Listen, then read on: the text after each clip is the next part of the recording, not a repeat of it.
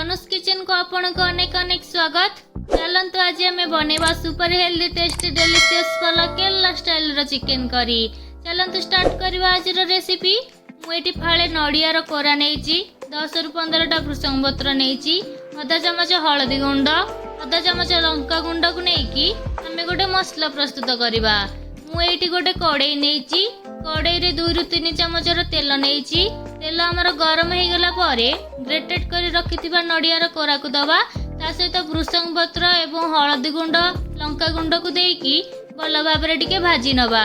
एबे आमे गैस रो फ्लेम को हाई करिकी रखिबा। हाई करिकी रखिबा द्वारा हमर नड़िया बहुत भल भाव भाजी होई थाए ता सहित हमर नड़ियार स्मेल भी बहुत भल आसी थाए। एठी हमर देखंतु नड़िया बहुत भल भाव भाजी हो गलानी। प्लेट को बाहर करि नेछि टिके समय पई ठंडा हवा पई छाडी देछि। एठी मु 700 ग्राम रो चिकन नेछि। चलंतु एबे आमे मसला पई प्रस्तुति आरंभ करबा। मु एठी 2 रु 3टी पियाज नेछि ता सहित रसुण 10 रु 12टा नेछि 2 इंच रो अदा नेछि 2टी गुजराती नेछि गोटे तेजपत्र नेछि गोटे डालचीनी नेछि 7 रु 8टा गोलमरिच नेछि। सेही सेम कड़ाई रे ही मु नेछि। एठी मु 3 रु 4 चामच रो तेल नेछि। तेल हमर गरम हे गला परे रखिथिबा सब हमर गोटा मसला को दे दबा। तेजपत्र डालचीनी गोलमरिच गुजराती को देछि। आपण चाहिले भी आउ जहाँ भी आपण पाखरे थिबो गोटा मसला सब दे देबे। एठी मु 3 रु 4टी छोट छोट पियाज काटी कि नै जाइछि। पियाज को आमे टिके बे भाजी दबा। पियाज हमर टिके ब्राउन कलर आसबा जांके पूरा पूरी भाजीबा। एबे पियाज हमर टिके भाजी हो गला परे 10 रु 15टा आमे भृषंग पत्र पकेबा। भृषंग पत्र पकेबा द्वारा हमर चिकन रे टेस्ट बहुत भल आसी थाए आ मध्य खाइबा को बहुत भल लागि थाए। एबे एठी आमे दे दबा टमाटो ता सहित अदा रसुण लंका को ग्राइंडर करके आनिबा। एबे हमर पियाज भाजी हो गलानी। एबे आमे ग्राइंडर करके आनितिबा मसला को पकेई दबा। एठी सब मसला को मु पकेई नेछि। गैस रो फ्लेम को एठी आपण मीडियम करके रखिबे। मसला को आपण जेते भी कसिबे ना हमर चिकन रो टेस्ट बहुत भल आस्ताय आ खाइबा को भी मध्य बहुत टेस्ट लागि थाए। मु एठी आधा चामच रो लूण नेछि आधा चामच रो हळदी गुंड आधा चामच रो लंका गुंड एवं चिकन मसला को देकी भल भाव रे कसी नेछि। कसिबा द्वारा हमर टेस्ट बहुत भल लागि थाए आ खाइबा को भी बहुत बढ़िया लागि थाए। एठी हमर नड़िया रो पेस्ट ठंडा हे गलानी।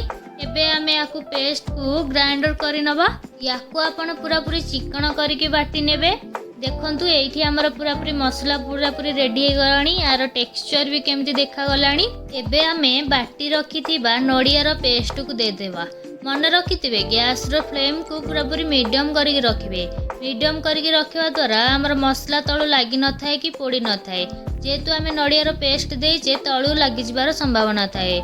एबे आमे दे दबा चिकन को। देखि पारुथिबे मसला रा हमर पूरा पूरी तेल बाहरी आसलानी। मसला भी हमर पूरा पूरी कसी हे गलानी। एबे आमे रखिथिबा चिकन को दे दबा। चिकन देला बेले आमे गैस रो फ्लेम को टिके हाई रखिबा कारण हमर चिकन रु पानी बाहरी थाए ना। एबे आमे गैस रो फ्लेम को हाई करिकी 2 रु 3 मिनिट जाए पूरा पूरी चिकन को कसिबा। हाई फ्लेम रे रखिबा द्वारा हमर चिकन रो तो सब पानी सब मरी जाई थाए। सेकंड तो हमर चिकन को कसी कसी भी हमर आधा चिकन सिझी जाई थाए आ टेस्ट भी बहुत भल आसी थाए। एबे आमे टिके 5 रु 6 मिनिट पई चिकन को टिके पानी देकी सिझिबा पई टिके समय छाड़ी दबा। एबे हमर सिझी भी गलानी चिकन। देखि पारुथिबे केते कलर भी बहुत बढ़िया आसलानी। एठी आमे आउ 2 रु 3 मिनिट पई गैस रो फ्लेम को लो करिकी आउ टिके कसिबा भल भाव रे। एही रेसिपी रे हमको गरम मसला भी पकेबा को पड़ी न थाए। गरम मसला न पकेकी भी यार टेस्ट बहुत भल आसी थाए। देखंतु एमिति आपण गोटे थर ट्राई करंतु। एठी हमर रेडी हे गला चिकन।